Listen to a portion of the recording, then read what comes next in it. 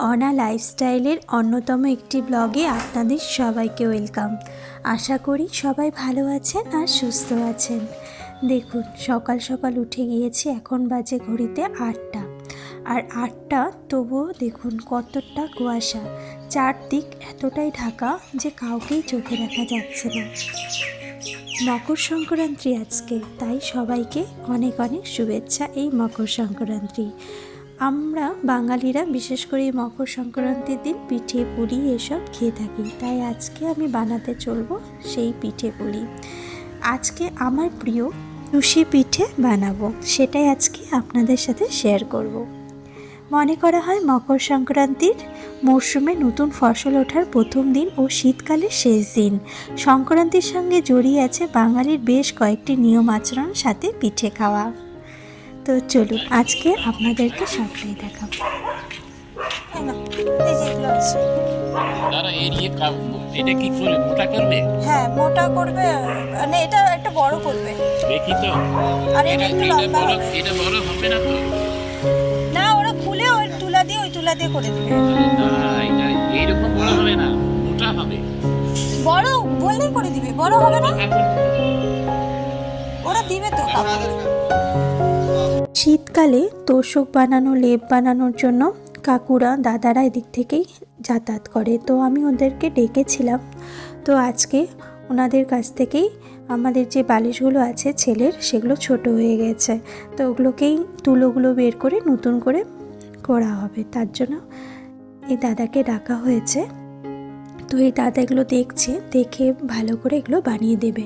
তো কোন তুলো ভালো সেগুলোই আলোচনা করা হচ্ছে, সেই তুলো দিয়েই এগুলো বানিয়ে দেওয়া হবে। আর ঘরের সামনেই বানানো হবে, নিজের চোখে দেখে আমরা সেটাকে বানাতে পারবো, আর সেটা আমাদের জন্য সুবিধা হবে। তো এরকম শীতকাল আসলে প্রায়ই দেখা যায় এনাদেরকে।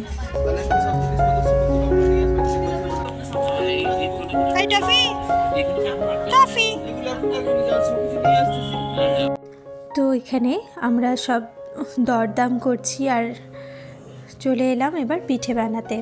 পিঠে বানানোর জন্য এখানে 1 কাপ জল নিলাম। জলটা ভালো করে বয়েল হয়ে আসলে এর মধ্যে একটুখানি সামান্য লবণ দিয়ে 2 কাপ চালের গুঁড়ো দিয়ে দিলাম। এটাকে ভালো করে নাড়াচাড়া করে নিলেই রেডি হয়ে যাবে চুষি পিঠের যে মেন ইনগ্রিডিয়েন্ট, যেটা এটাই হচ্ছে আমাদের প্রয়োজন।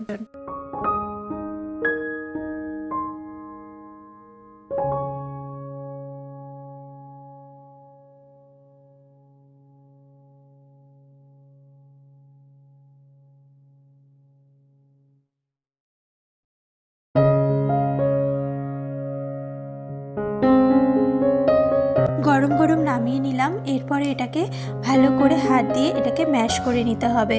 এটাকে গরম গরমই ম্যাশ করতে হবে, এটাই হচ্ছে মেন। তো এটাকে ভালো করে আমরা যে আটার ডো বানাই সেম অমনিভাবে বানিয়ে নিতে হবে।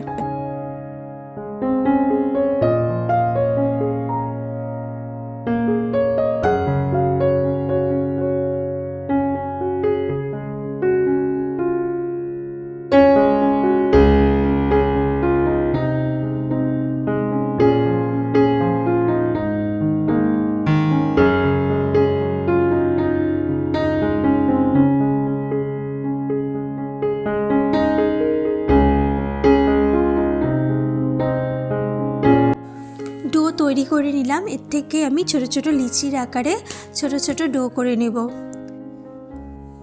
তো যতটা আমার প্রয়োজন ততটা নিয়ে নিলাম, বাকিটা আমি উপরে রেখে দিলাম। আর এর মধ্যে একটু চালের গুঁড়ি ছিটিয়ে নিব, আর এমনি করেই বানিয়ে নিব চুষি পিঠে। তো এমনি ডিজাইন করছি, ছোট বড় যেরকম পছন্দ আপনারা সেভাবেই করতে পারেন। খুবই সহজভাবেই এই পিঠের রেসিপিটা করা যায়, বেশি কিছু খাটুনির দরকার পড়ে না। কিন্তু হ্যাঁ, এই চুষি করতে অনেকটাই সময়ের প্রয়োজন হয়, শুধু এইটুকুই। বাকি এই পিঠেটা করা খুবই সহজ।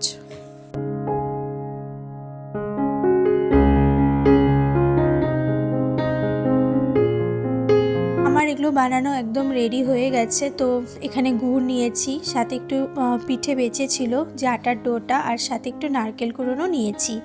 তো চলুন এই দিয়ে আজকে বানানো যাক চুষি পিঠে। খেতে তো ভীষণ ভালো লাগে। এই চুষি পিঠে বানানোতে একটু সময়ের প্রয়োজন, কিন্তু বানানো খুবই সহজ। তো এখানে আমি একটু নারকেল নিয়ে নিলাম, আর আমি এখানে পুলি পিঠে ভাবছি বানাবো।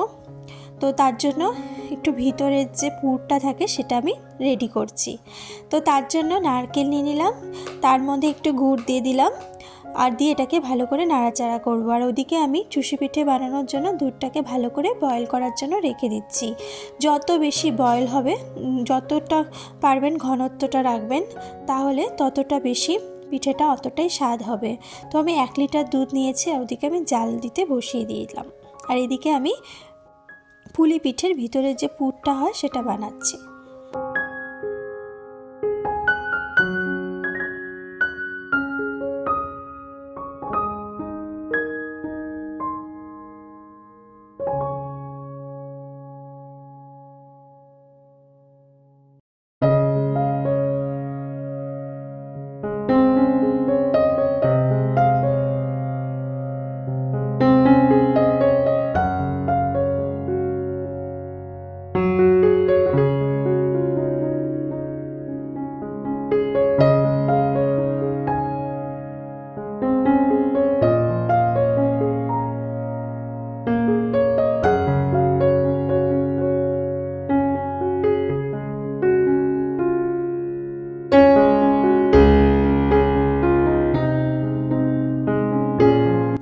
ভালো করে বয়েল হতে দিচ্ছি, আর এটাকে ভালো করে নাড়াচাড়া করছি।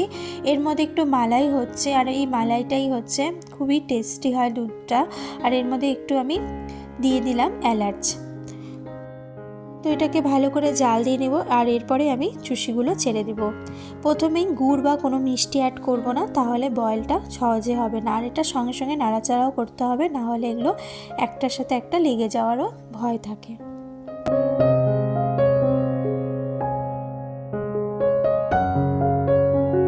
পরে এর মধ্যে আমি নলেন গুড়টা দিয়ে দিলাম, আঁচটাকে কমিয়ে দিলাম, আর ভালো করে জাল হতে দেব।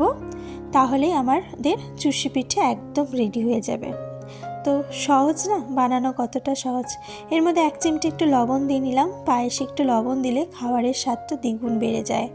আপনারা অবশ্যই এভাবে ট্রাই করবেন। উপর দিয়ে একটু নারকেল কুড়োনোও দিয়ে দিলাম। ব্যাস হয়ে গেল আজকে আমাদের চুষি পিঠে একদম রেডি।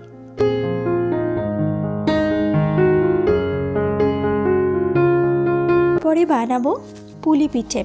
পুলি পিঠে আমি অতটা সহজে পারি না, তো আমি চেষ্টা করছি এটাকে গোল করে এইভাবে রাউন্ড শেপ করে তার মধ্যে পুরটা দিয়ে এইভাবে বানানোর। তো যতটা সম্ভব হয় চেষ্টা করছি, তো এইভাবে বানাচ্ছি।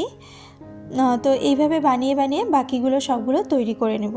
এটাকে একটু ভাপ দিয়ে নেব, তারপরেই যেভাবে আমি চুষি পিঠের জন্য দুধ জাল দিলাম, সেম ওইভাবে ওই প্রসেসেই ওর মধ্যে এগুলো ছেড়ে দেবো।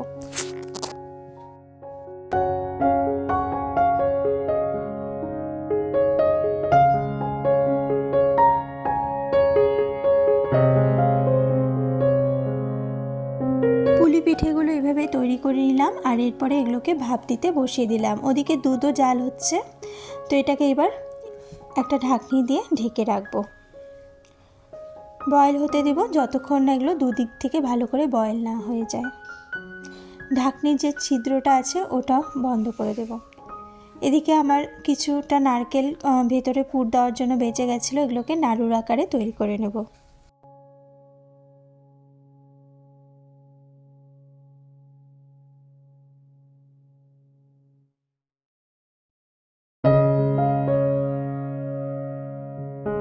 ভালো করে জাল দিয়ে নিলাম, আর এর মধ্যে প্রয়োজন মতন মিষ্টিও অ্যাড করে দিয়েছিলাম।